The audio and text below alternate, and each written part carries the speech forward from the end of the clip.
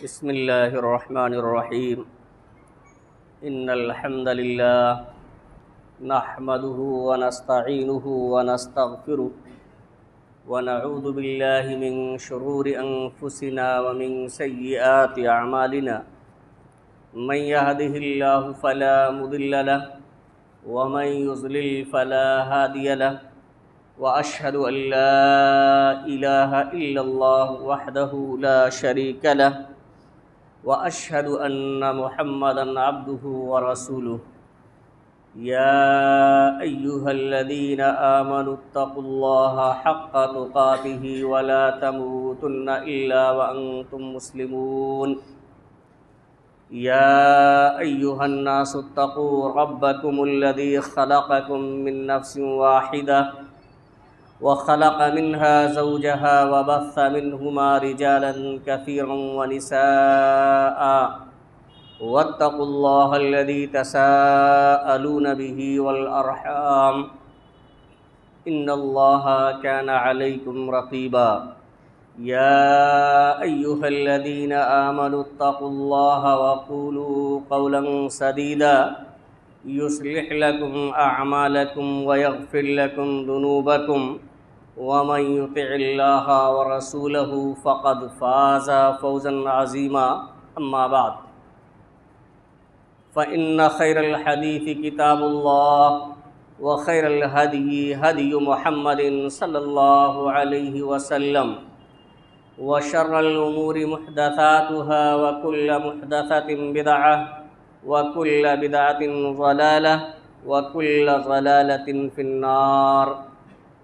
فاعوذ بالله من الشيطان الرجيم بسم الله الرحمن الرحيم انما المؤمنون اخوة فاصلحوا بين اخويكم واتقوا الله لعلكم ترحمون وقال رسول الله صلى الله عليه وسلم المؤمن مرآة المؤمن رواہ ابو داؤد۔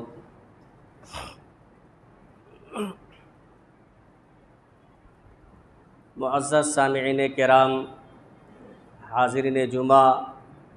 قوم کے نوجوان ساتھیوں، عزیز بچوں اور پردہ نشین میری ماں اور بہنوں، سب سے پہلے اللہ رب العالمین کی حمد و ثنا، عظمت و کبریائی، بڑائی و بزرگی بیان کرنے کے لائق اور زیبا ہے، جو قادر مطلق اور احکم الحاکمین ہے۔ بعدہ ان گنت اور بے شمار درود و سلام نازل ہو نبی مکرم، رسول معظم، پیغمبر محتشم، خاتم الانبیاء، سید المرسلین جناب محمد رسول اللہ صلی اللہ علیہ وسلم پر، جن کی بعثت کو اللہ رب العالمین نے امت محمدیہ پر ایک عظیم احسان قرار دیا ہے۔ حاضرین گرامی، خطبہ مسونہ کے بعد سورہ حجرات کی 10 نمبر آیت کریمہ آپ حضرات کے سامنے تلاوت کی گئی ہے، اور ساتھ میں ابو داؤد شریف کی ایک روایت بھی پڑھی گئی ہے۔ اسی آیت کریمہ اور حدیث شریف کی روشنی میں آج کے جمعہ کے خطبے میں مسلمانوں کے آپسی تعلق اور آپسی رشتے کے تعلق سے کچھ باتیں میں آپ حضرات کے سامنے عرض کرنا چاہتا ہوں۔ اللہ رب العالمین سے دعا ہے کہ الہ العالمین ہمیں کتاب و سنت کی روشنی میں صحیح بات کہنے اور کما حقہ اس پر عمل کرنے کی توفیق عطا فرمائے، آمین۔ حاضرین گرامی، اللہ رب العزت نے اور اللہ کے رسول صلی اللہ علیہ وسلم نے مسلمانوں کے آپسی تعلقات اور آپسی رشتے کے تعلق سے مختلف مقامات پر مختلف مثالوں کے ذریعہ سے واضح کیا ہے۔ اس آیت کریمہ میں تمام مومنون، تمام مسلمانوں کو آپس میں بھائی بھائی قرار دیا ہے۔ ایک دین، ایک شریعت پر عمل کرنے کی وجہ سے، ایک اللہ پر ایمان لانے کی وجہ سے، ایک ہی دین پر ایمان لانے کی وجہ سے تمام کے تمام مومنین کو، خواہ کہیں کے بھی رہنے والے ہوں، اللہ رب العالمین نے ان کو ایک دوسرے کا بھائی قرار دیا ہے، اور فرمایا انما المؤمنون اخوہ، کہ مومنون، مسلمان، مومنین یہ سب آپس میں ایک دوسرے کے بھائی ہیں۔ جب ایک دوسرے کے بھائی ہیں تو ایک دوسرے کے خلاف بغض، عناد، دشمنی اور نفرت نہیں ہونی چاہیے۔ ایک دوسرے سے لڑائی جھگڑا نہیں کرنا چاہیے، لیکن اتفاق سے، یہ کوئی بعید بات نہیں ہے کہ آپس میں اختلاف نہ ہو، لیکن اگر اختلاف پیدا ہو جائے، کسی بھی طرح کا کوئی اختلاف ہو، تو چونکہ وہ ایک اللہ کو مانتے ہیں، ایک نبی اور ایک رسول کو مانتے ہیں، ایک کتاب کے ماننے والے ہیں، ایک ہی کتاب پر عمل کرتے ہیں، اس لیے اس اختلاف کو ان کے درمیان سے دور کرا دینا چاہیے۔ اللہ رب العالمین نے فرمایا کہ انما المؤمنون اخوہ،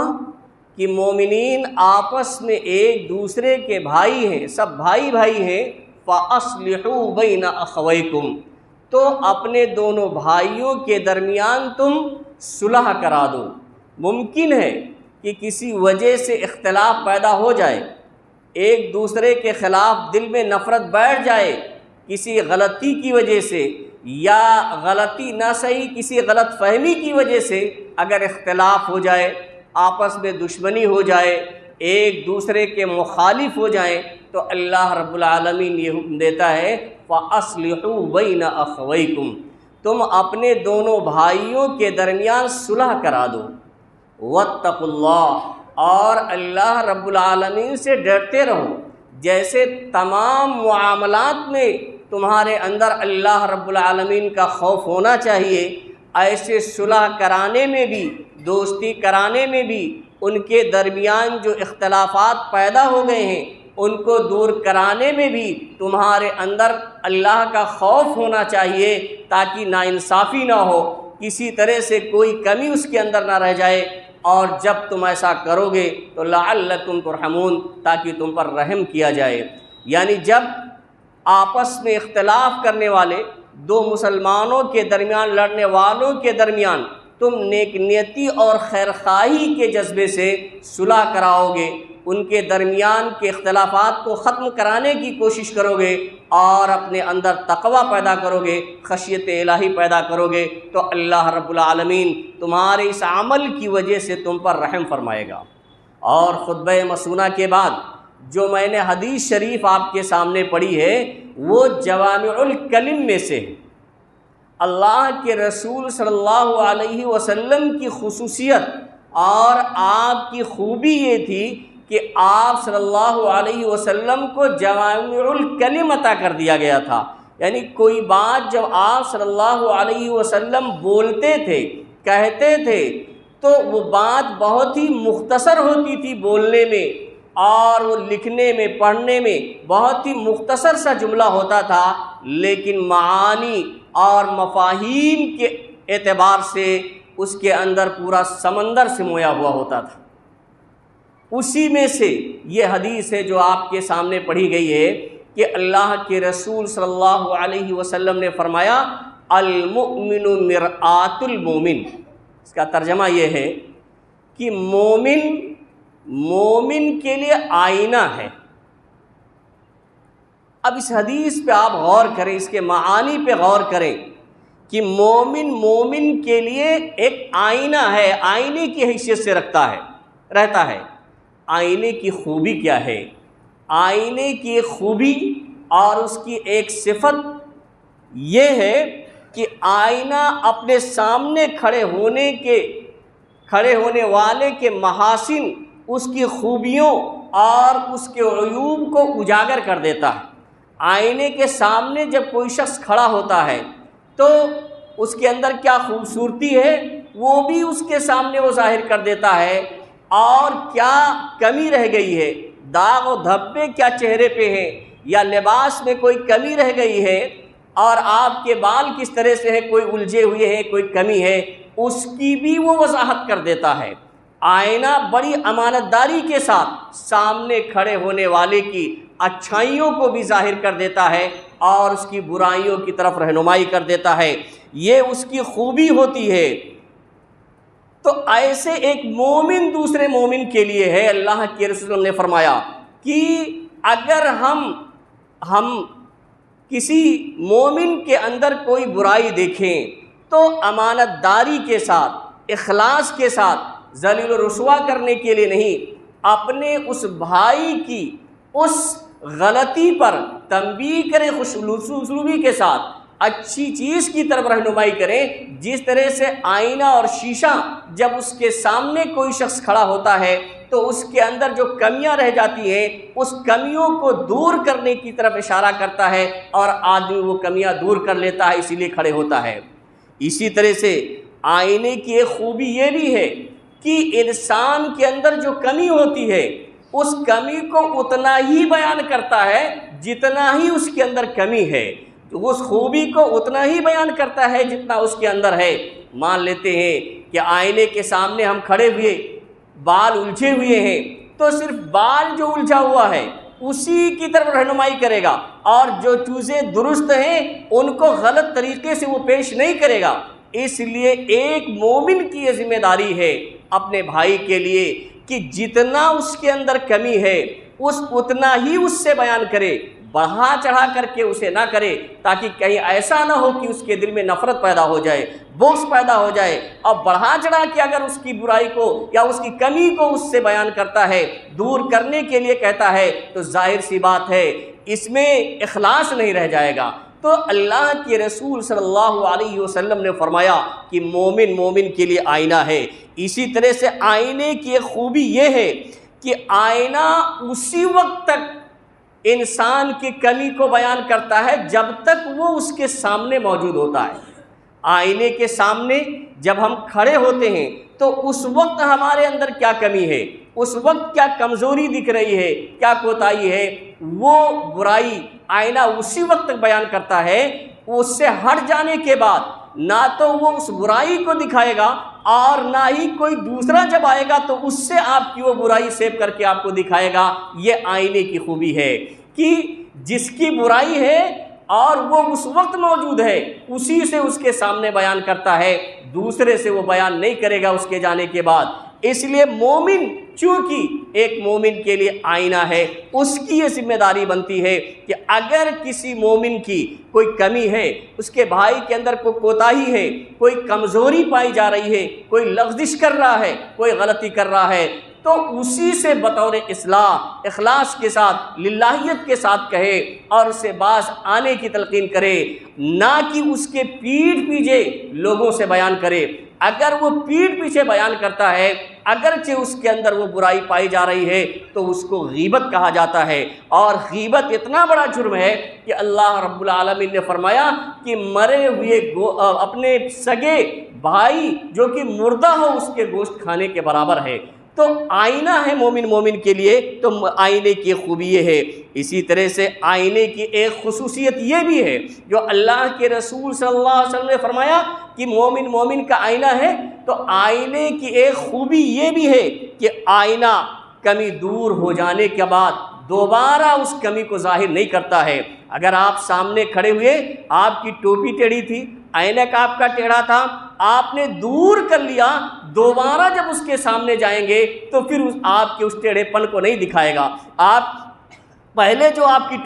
ٹوپی ٹیڑھی تھی یا بٹن کھلے رہ گئے تھے غلطی سے یا کوئی بھی کمی نظر آ رہی تھی، پہلے جو آپ کو اس نے دکھایا اور آپ نے اس کی اصلاح کر لی، تو دوبارہ وہ آئینہ آپ کی اس غلطی کو کبھی نہیں دکھائے گا۔ اسی طرح سے مومن کا آئینہ ہے، اس لیے اس کی یہ ذمہ داری ہے کہ جس غلطی پر آپ نے اپنے کسی بھائی کو سمجھایا ہے، اس غلطی سے آگاہ کیا ہے، جب وہ اس غلطی سے باز آ جائے، اس سے رک جائے، تو دوبارہ اس کی یاد دہانی کی ضرورت نہیں ہے، اس کو ذکر کر کے اس کو رسوا اور ذلیل کرنے کی ضرورت نہیں ہے۔ اسی طرح سے آئینے کی خوبی یہ بھی ہے کہ آئینہ جب عیب ظاہر کرتا ہے تو ہم کرتے کیا ہیں؟ ہم آئینے پہ برہم نہیں ہوتے، آئینے پہ ناراض نہیں ہوتے، اس کو برا بھلا نہیں کہتے، اس کو توڑ پھوڑ کر پھینک نہیں دیتے، اس کے اندر عیب نہیں لگانے لگتے، بلکہ جس طرح سے آئینہ جس مقدار میں ہماری کمزوری، ہماری کوتاہی اور ہماری کمی اور ہمارے جسم پہ لگے ہوئے داغ اور دھبے کو ظاہر کرتا ہے، ہم 100% اس کے اس اشارے کو سمجھ جاتے ہیں اور اس پر عمل کر لیتے ہیں۔ جس کمی کی طرف آئینہ اشارہ کرتا ہے، ان تمام کمیوں سے ہم اپنے آپ کو دور کر لیتے ہیں، ان تمام عیوب سے اپنے آپ کو پاک کرنے کی کوشش کرتے ہیں۔ یہی ہمارا طریقہ اس وقت بھی ہونا چاہیے کہ اگر ہمارا کوئی مومن بھائی اخلاص کے ساتھ، للہیت کے ساتھ، ہماری خیر خواہی کے لیے اگر ہماری کسی غلطی پر وہ تنبیہ کر دیتا ہے، ہماری کسی کوتاہی پر وہ تنبیہ کرتا ہے، ہم کو آگاہ کرتا ہے، تو ہماری اور آپ کی یہ ذمہ داری ہے کہ جس طرح سے آئینہ جب تنبیہ کرتا ہے تو ہم اپنی اصلاح کر لیتے ہیں، ایسے چونکہ ہمارا بھائی بھی ہمارے لیے آئینہ ہے، اس لیے جب وہ ہماری اصلاح کے لیے ہم سے ہماری کسی غلطی پر ہمیں ٹوکے، ہمیں آگاہ کر لے، تو بعین ہی اسی طرح سے ہمیں اور آپ کو اسے قبول کرنا چاہیے اور اپنے گریبان میں جھانک کر دیکھ لینا چاہیے کہ ہمارے اندر وہ کوتاہی اور کمی ہے تو ہم اپنی اصلاح کر لیں۔ اسی طرح سے آئینہ کی خوبی یہ ہے کہ وہ اسی وقت عیب کو ظاہر کر سکتا ہے یا اچھائیوں کو بیان کر سکتا ہے جب وہ آئینہ صاف اور ستھرا ہو۔ گھر میں لگے ہوئے آئینے پر اگر گرد و غبار پڑ جائے، دھول اور مٹی جم جائے، تو لاکھ آپ بنسور کر اس کے سامنے کھڑے ہو جائیں، آپ کی صحیح شبیہ وہ دکھا نہیں سکتا ہے۔ آپ کے اندر کیا اچھائیاں ہیں، کیا خوبصورتی ہے، آئینہ وہ نہیں بتا پائے گا۔ اسی طرح سے کیا کمیاں آپ کے اندر رہ گئی ہیں، اس کا اظہار بھی وہ نہیں کر پائے گا اگر اس پر دھول ہے، گرد و غبار ہے، مٹی ہے۔ اسی طرح سے آپ ہمارا مومن بھائی ہماری اصلاح اسی وقت کر سکتا ہے، ہمارے عیوب کو اسی وقت صحیح طریقے سے ہمیں بتا سکتا ہے، ہماری کمیوں کو اسی وقت وہ صحیح طریقے سے بتا سکتا ہے، یا ہماری اچھائیوں کو وہ صحیح طریقے سے اسی وقت سمجھ سکتا ہے جب اس کا دل گرد و غبار سے پٹ نہ گیا ہو، اس کا دل صاف ہو، آئینے کی طرح سے دل کا آئینہ، اور اگر گرد و غبار ہے اس پر، یعنی نفرت ہے، بغض ہے، عناد ہے، دشمنی ہے اگر ہمارے خلاف، تو کبھی بھی وہ ہماری اچھائیوں کو یا ہماری برائیوں کو ہمارے سامنے ظاہر نہیں کر پائے گا۔ تو حاضرین گرامی، اللہ کے رسول صلی اللہ علیہ وسلم نے جو یہ فرمایا ہے کہ المؤمن مرآۃ المومن، کہ مومن مومن کا آئینہ ہے، بڑی ہی عظیم حدیث ہے، اور اس کے مفاہیم اور اس کے معانی بہت ہی زیادہ ہیں۔ ہمیں اور آپ کو اس حدیث کو سمجھنا چاہیے اور اس حدیث کی روشنی میں ایک دوسرے کے ساتھ ہمیں اور آپ کو زندگی گزارنا چاہیے، ایک دوسرے کے ساتھ رہنا چاہیے۔ اسی طرح سے اللہ کے رسول صلی اللہ علیہ وسلم نے اور بھی مقامات پر مثالیں دی ہیں۔ ایک حدیث کے اندر اللہ کے رسول صلی اللہ علیہ وسلم نے ایک مومن کا رشتہ دوسرے مومن سے عمارت سے دیا ہے۔ جس طرح سے عمارت، بلڈنگ، گھر اور مکان، اس کی اینٹیں ایک دوسرے سے چپکی ہوئی ہوتی ہیں، ایک دوسرے سے متحد ہوتی ہیں، ملی ہوئی ہوتی ہیں، اور وہی اینٹیں جب تک وہ الگ الگ ہوتی ہیں ان کی کوئی وقعت نہیں رہ جاتی ہے، لیکن جب وہی اینٹیں پرو دی جاتی ہیں، چن دی جاتی ہیں، مستری اسے صحیح ڈھنگ سے پرو دیتا ہے، بڑی سی بڑی عمارت تیار ہو جاتی ہے۔ اور سردی گرمی میں ہم سردی سے بچنے کے لیے، گرمی میں گرمی سے بچنے کے لیے، آرام حاصل کرنے کے لیے ان بلڈنگوں میں ہم رہتے ہیں، اللہ کے رسول صلی اللہ علیہ وسلم نے اسی طرح کی مثال دی ہے کہ ایک مومن دوسرے مومن کے لیے بنیان کی طرح سے، عمارت کی طرح سے ہے۔ اللہ کے رسول صلی اللہ علیہ وسلم اپنی زبان مبارک سے ارشاد فرماتے ہیں، المؤمن للمؤمن کالبنیان، ایک مومن دوسرے مومن کے لیے عمارت کی طرح سے ہے، یشد بعضہ بعضا، جس سے بعض کو بعض سے تقویت حاصل ہوتی ہے۔ جس طرح سے ایک اینٹ کو دوسری اینٹ سے مل جانے کی وجہ سے تقویت اور مضبوطی حاصل ہو جاتی ہے، ایسے مومنوں کی مثال ہے، کہیں کی بھی رہنے والے ہیں، ایک مومن سے دوسرے مومن کو اسی طرح سے تقویت ہونی چاہیے، اسی طرح سے قوت پہنچنی چاہیے جیسے ایک اینٹ کو دوسری اینٹ سے جوڑنے کے بعد اس عمارت کو تقویت اور قوت حاصل ہو جاتی ہے۔ پھر اللہ کے رسول صلی اللہ علیہ وسلم نے اس کی مثال بھی دی، وَشَبَّكَ بَيْنَ أَصَابِعِهِ، آپ صلی اللہ علیہ وسلم نے اپنی دونوں ہاتھوں کی انگلیوں کے درمیان تشبیہ کیا، یعنی ایک ہاتھ کی انگلیوں کو دوسری ہاتھ کی انگلیوں کے درمیان داخل کیا، اور اس طرح سے تشبیہ کر کے آپ نے فرمایا کہ جیسے ایک ہاتھ کی انگلیاں دوسری انگلیوں پر داخل ہو جاتی ہیں تو کافی مضبوطی ان کے اندر ہو جاتی ہے، ایسے مومن ایک دوسرے کی طرح سے ہیں، عمارت کے مانند کہ ایک دوسرے سے تقویت ملتی ہے۔ اسی طرح سے ایک دوسری روایت کے اندر اللہ کے رسول صلی اللہ علیہ وسلم نے ایک مومن کا رشتہ دوسرے مومن سے بالکل ایک جسم کی طرح سے دیا ہے۔ آپ بتائیے، ایک جسم میں مختلف قسم کے اعضاء ہیں، اور جیسے اعضاء کا تعلق ہوتا ہے ایک جسم سے کہ ایک عضو کو کوئی پریشانی ہو جائے پورا جسم متاثر ہو جاتا ہے، ایسے اللہ کے رسول صلی اللہ علیہ وسلم نے یہ مثال دی ہے کہ جیسے اعضاء کا تعلق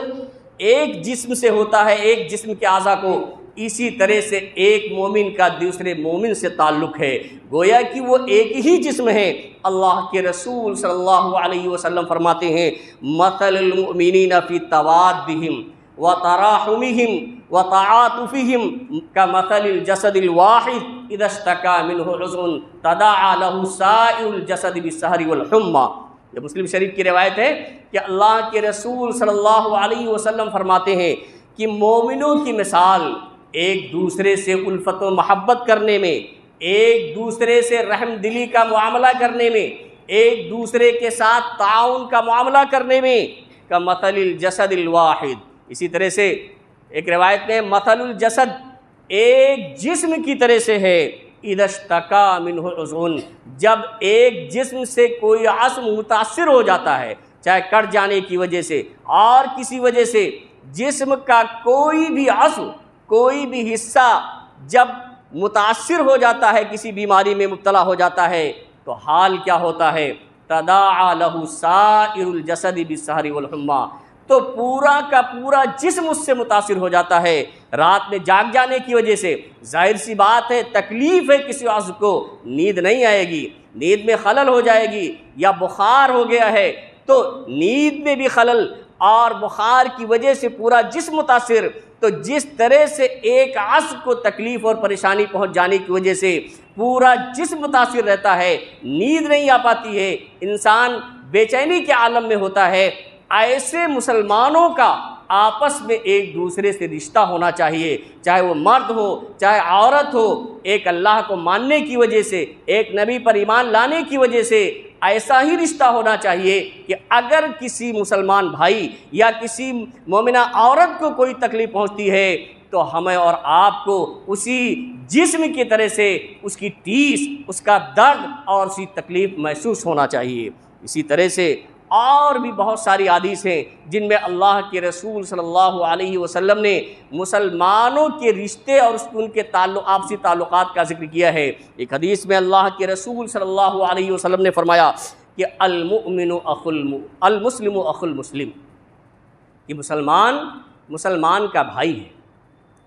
بار بار قرآن میں بھی کہا جا رہا ہے کہ مسلمان آپس میں بھائی بھائی ہیں، اور یا اللہ کے رسول نے فرمایا کہ مسلمان کا بھائی ہے۔ اس سے صاف واضح ہوتا ہے کہ بھائی کا رشتہ کتنا عظیم ہوتا ہے، لیکن سب سے زیادہ اختلاف اگر پایا جاتا ہے تو بھائیوں ہی میں پایا جاتا ہے، جائیداد کو لے کر کے، مال و دولت کو لے کے، اور دوسری چیزوں کو لے کر کے بھائیوں میں سب سے زیادہ اختلاف پایا جاتا ہے، سب سے زیادہ دشمنی پائی جاتی ہے۔ سالوں سال اپنے سگے بھائی سے لوگ بات کرنے کے لیے تیار نہیں ہوتے۔ اللہ رب العالمین ان برائیوں سے ہمیں دور رکھے۔ تو اللہ کے رسول صلی اللہ علیہ وسلم نے فرمایا المسلم اخو المسلم، کہ مسلمان کا بھائی ہے، لا یظلمہ، وہ اس پر ظلم نہ کرے، بھائی ہے وہ اس کا، آپس میں بھائی ہیں، اور ایک بھائی کے لیے زیب نہیں دیتا ہے کہ اپنے کسی دوسرے بھائی پر وہ ظلم کرے، زیادتی کرے۔ اللہ کے رسول صلی اللہ علیہ وسلم فرماتے ہیں کہ لا یظلمہ، وہ اس پر ظلم نہ کرے، بھائی ہے وہ اس کا، ولا یسلمہ، اور اس پر ظلم ہونے بھی نہ دے، اسے اس طرح نہ چھوڑ دے کہ دوسرے لوگ اس پر ظلم کریں، اس پر زیادتی کریں۔ ایک مسلمان کی ذمہ داری ہے کہ خود بھی وہ ظلم نہ کرے اور دوسروں کو بھی ظلم کرنے سے روکے، یہ اللہ کے رسول نے فرمایا۔ اور آگے آپ نے فرمایا وَمَنْ كَانَ فِي حَاجَةِ أَخِيهِ، جو شخص اپنے بھائی کی ضرورت کو پوری کرنے میں رکھتا ہے، لگا رہتا ہے، یعنی اگر اپنے بھائی کو کوئی ضرورت ہے، ایک مسلمان بھائی ہے جو ضرورت مند ہے، اس کی کچھ ضرورتیں ہیں، اس کی ضرورت کو پوری کرنے میں لگا رہتا ہے، تو یہ سمجھ لے کان اللہ فی حاجتہ، اللہ رب العالمین اس کی ضرورت کو پوری کرے گا۔ اسی طرح سے ومن فرج عن مسلم کربۃ فرج اللہ عنہ کربۃ من کربات یوم القیامہ، جو شخص اپنے مسلمان بھائی کی کسی تکلیف کو، کسی پریشانی کو دنیا میں دور کرتا ہے، تو قیامت کے دن، دیکھیں دنیا کی پریشانی قیامت کی پریشانیوں سے بہت ہی کمتر درجے کی ہیں۔ اگر دنیا میں کوئی پریشانی جو آخرت کے مقابلے میں معمولی ہی ہوگی، کتنی بھی بڑی پریشانی کیوں نہ ہو، تو اگر دنیا میں کوئی کسی پریشانی کو اگر مسلمان بھائی سے دور کر دیتا ہے، اس کی کوشش کرتا ہے دور کرنے کی، تو اللہ کے رسول صلی اللہ علیہ وسلم اپنی زبان مبارک سے فرماتے ہیں کہ اللہ رب العالمین قیامت کی پریشانیاں، جو بڑی بڑی پریشانیاں ہوں گی، ان پریشانیوں کو اس سے دور فرمائے گا۔ وَمَنْ سَتَرَ مُسْلِمًا سَتَرَهُ اللَّهُ يَوْمَ الْقِيَامَةِ، اور جو شخص اپنے مسلمان بھائی کی پردہ پوشی کرے گا، کس کوئی برائی اگر دیکھی تو اس کی برائی، اس کے عیب پر پردہ ڈال دیا، اسی طرح سے اور حقیقت میں اس نے پردہ پوشی اس کی اسے لباس پہنایا، تو اللہ رب العالمین قیامت کے دن اسے لباس پہنائے گا، یا اس کے عیوب کو عیوب پر اللہ رب العالمین پردہ ڈال دے گا۔ اور بہت سی احادیث ہیں جن میں مسلمانوں کے آپسی تعلق اور ان کے ساتھ ایک دوسرے کو تعاون کرنے کا ذکر اللہ کے رسول صلی اللہ علیہ وسلم نے کیا ہے، اور یہ واضح رہے کہ کامل مسلمان وہ ہو ہی نہیں سکتا ہے۔ اللہ کے رسول صلی اللہ علیہ وسلم نے فرمایا المسلم من سلم المسلمون من لسان ویدی، کہ کامل مسلمان وہی ہو سکتا ہے، کامل ایمان والا وہی ہو سکتا ہے جس کی زبان سے، جس کے ہاتھ سے دوسرے مسلمان محفوظ رہیں۔ اگر ہماری زبان سے ایسی باتیں نکلتی ہیں جس سے ہمارے کسی بھائی کو دل آزاری ہوتی ہے، اس کو تکلیف پہنچتی ہے، ایسی باتیں اسے سناتے ہیں، اس کا مذاق اڑاتے ہیں، تو سمجھ لیں یا ہاتھ سے اسے تکلیف پہنچاتے ہیں، پیر سے اسے تکلیف پہنچاتے ہیں، تو جان لیں کہ ہمارے اندر کامل ایمان قطعی نہیں ہو سکتا ہے۔ اللہ رب العالمین سے دعا ہے کہ الہ العالمین ہمیں مسلمانوں کے آپسی حقوق کو سمجھنے کی توفیق عطا فرمائے۔ الہ العالمین جو تعلقات اللہ اس کے رسول نے مسلمانوں کے بیان کیے ہیں، اللہ تعالیٰ تو ہمیں ان تعلقات کو نبھانے اور آپسی حقوق کو ادا کرنے کی توفیق عطا فرمائے۔ الہ العالمین ہم میں جو پریشان حال ہیں ان کی پریشانیوں کو تو دور فرما دے، جو لوگ بیمار ہیں انہیں شفائے کامل و عاجل عطا فرما، جو لوگ مقروض ہیں انہیں قرض کی ادائیگی کی توفیق عطا فرما۔ بارک اللہ لنا ولکم فی القرآن العظیم ونفعنا وإیاکم بالآیات والذکر الحکیم، انہ تعالی جواد کریم ملک رؤوف رحیم۔